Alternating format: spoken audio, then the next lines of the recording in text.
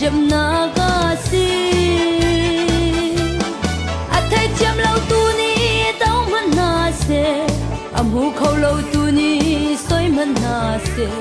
hallelujah amen ka awa chun ka tak sa le thrao thil a sang di hallelujah amen ka au chin la hallelujah amen ka chim peng la athum al na ka thai ka du chin athon nak mol ka ngal ka tlai chan khun hallelujah amen ka si chabi le ka tha dang le thon nak shiama si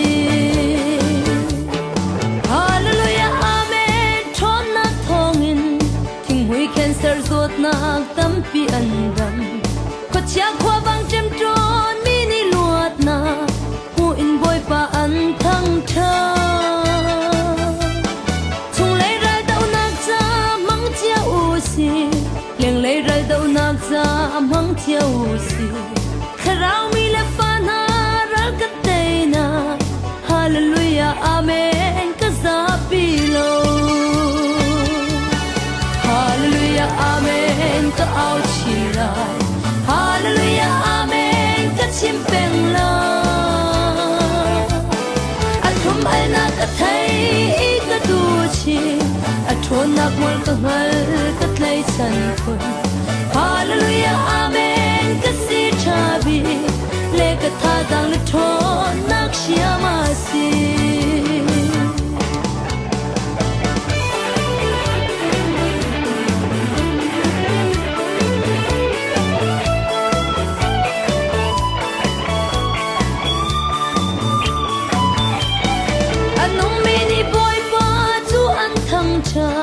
mi thi ni chun an thang that khâu về lâu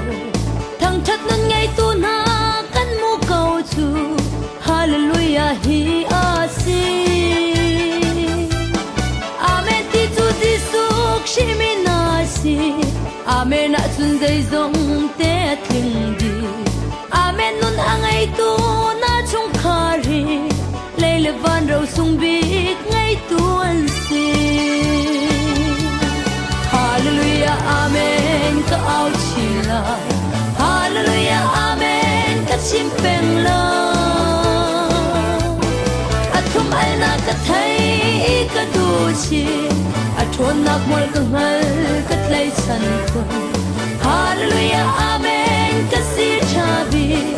le ka tha dang le thon nak shiama si kan boy pa dot nak hi na amen mo kan boy pa the chua hi na amen mo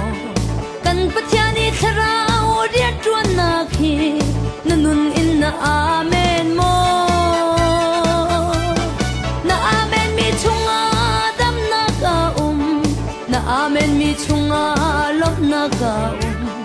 na amen mi chunga the chua amen in thilungin ka ong u si hallelujah amen ka au chi la hallelujah amen ka chim peng la athum al na ka thai ka du chi